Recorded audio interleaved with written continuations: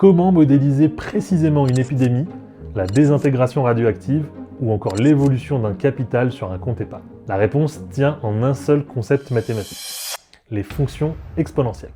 Que tu sois en terminale technologique ou en première non spé maths, cette vidéo va te donner toutes les clés pour maîtriser ce chapitre fondamental de l'analyse. Voici ce que nous allons construire ensemble. Premièrement, le passage logique d'une suite géométrique discrète à une fonction exponentielle continue. Deuxièmement, la méthode complète pour trouver les variations et éviter les pièges. Troisièmement, les règles de calcul indispensables. Et enfin, la notion de racine énième pour calculer un taux moyen.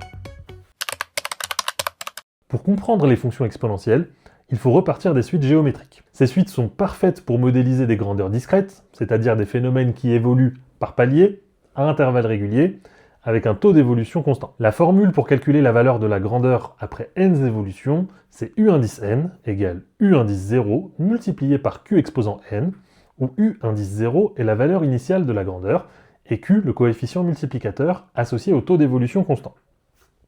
Prenons un exemple simple. Tu places 1000 € à la banque avec un intérêt de 5% par an.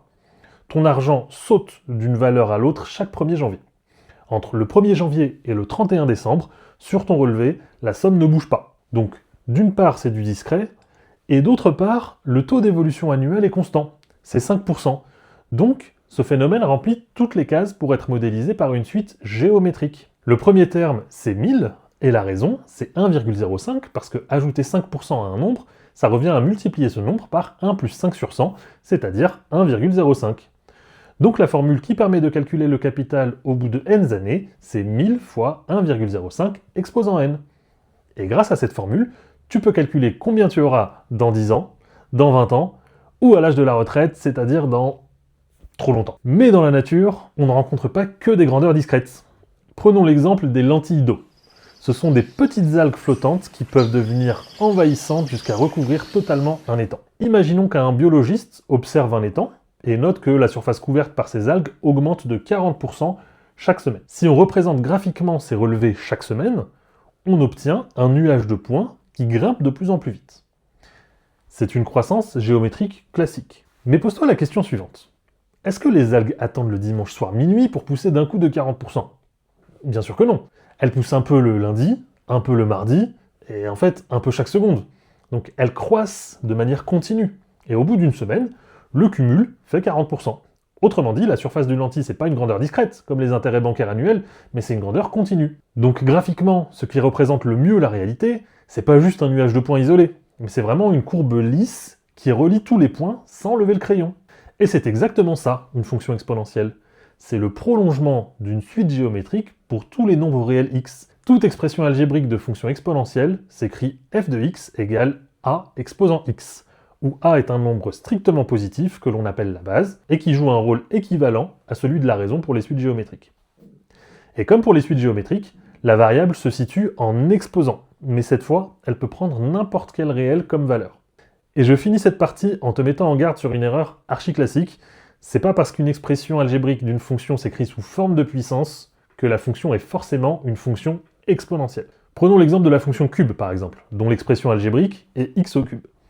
Certes, l'expression algébrique s'écrit bien sous forme de puissance, mais la différence par rapport à une fonction exponentielle, c'est que la variable est la base de la fonction, et l'exposant est un nombre constant. Pour une fonction exponentielle, c'est l'inverse. La base, c'est un nombre constant, et la variable est en exposant. Maintenant, comment savoir si ta courbe va monter ou descendre? D'abord, regarde la base a et compare-la toujours à 1. Si a est strictement plus grand que 1, la fonction a exposant x est strictement croissante. Si a est compris entre 0 et 1, la fonction a exposant x est strictement décroissante.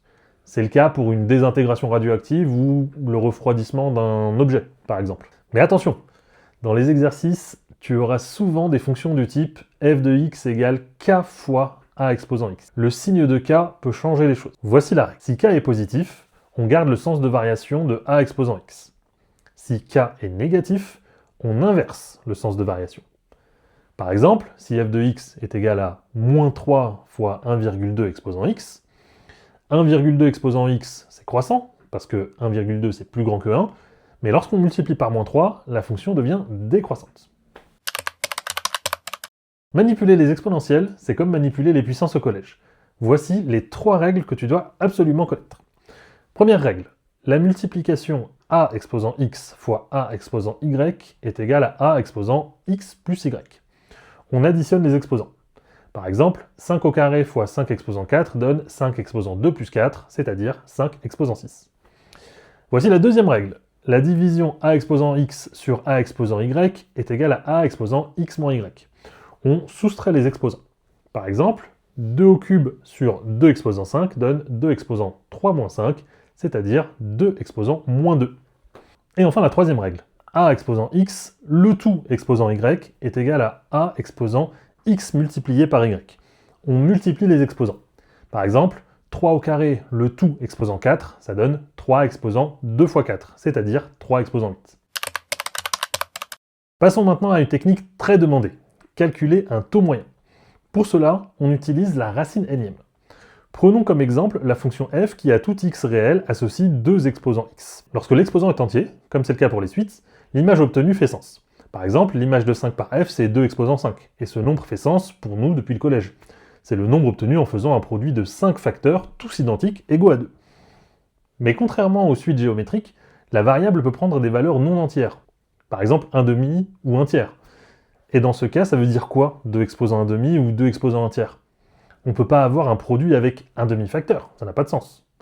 Pour les exposants rationnels, on va donner un autre sens aux puissances grâce à la propriété a exposant x, le tout exposant y, est égal à a exposant x fois y. La puissance 2 exposant 1 demi peut être vue comme le nombre qui, élevé à la puissance 2, donne 2. En effet, 2 exposant 1 demi le tout au carré, c'est 2 exposant 1 demi fois 2, c'est-à-dire 2 exposant 1, donc 2. La puissance 1 demi, c'est rien d'autre que la racine carrée de 2. De la même manière, 2 exposant 1 tiers, c'est le nombre dont le cube est 2, aussi appelé racine cubique de 2. Et ça, on peut le généraliser. La puissance a exposant 1 sur n, c'est le nombre qui, élevé à la puissance n, donne a. On l'appelle aussi la racine énième de a. Cette conception des puissances d'exposants rationnels est non seulement très utile pour comprendre les nombres manipulés, mais elle va aussi être déterminante pour calculer le taux d'évolution moyen correspondant à n évolutions successives. Prenons l'exemple suivant. Sur les 3 dernières années, les prix du blé ont augmenté de 50%, puis de 10%, et enfin de 30%. On souhaite déterminer le taux d'évolution annuel moyen. Les coefficients multiplicateurs successifs sont 1,5, puis 1,1, puis 1,3. Pour trouver le taux moyen t, on cherche le coefficient multiplicateur constant qui, appliqué 3 fois, donne le même résultat global. Ça revient à chercher t tel que 1 plus t sur 100 le tout au cube, soit égal à 1,5 fois 1,1 fois 1,3. C'est-à-dire que 1 plus t sur 100 le tout au cube soit égal à 2,145. Autrement dit, 1 plus t sur 100 est égal à la racine cubique de 2,145. La calculatrice fournit un résultat d'environ 1,29. On en déduit que taux vaut 29%. Voilà, nous avons fait le tour complet des fonctions exponentielles pour ton programme. Pour résumer, retiens bien ces 4 piliers. Premièrement, la continuité. La fonction exponentielle, c'est simplement une suite géométrique dont on a relié les points pour couvrir tout le temps, pas juste les étapes entières. Deuxièmement, la forme. Elle s'écrit a exposant x, elle est toujours positive et vaut toujours 1 lorsque x vaut 0. Troisièmement, les variations. C'est un jeu de comparaison. Si la base a est plus grande que 1, la fonction de base a explose vers le haut. Si elle est plus petite que 1, elle s'écrase vers 0. Mais reste vigilant sur le coefficient multiplicateur k placé devant. S'il est négatif, tout s'inverse. Et enfin, quatrièmement, le taux moyen. N'oublie jamais que pour défaire une puissance n, on utilise la racine énième, c'est-à-dire la puissance 1 sur n. C'est la clé pour trouver un taux d'évolution moyen. Et je te remercie d'avoir suivi cette vidéo. Maîtriser ces bases te permettra d'aborder sereinement les chapitres suivants, comme les logarithmes. N'hésite pas à t'abonner pour la suite du programme, et je te dis à très vite!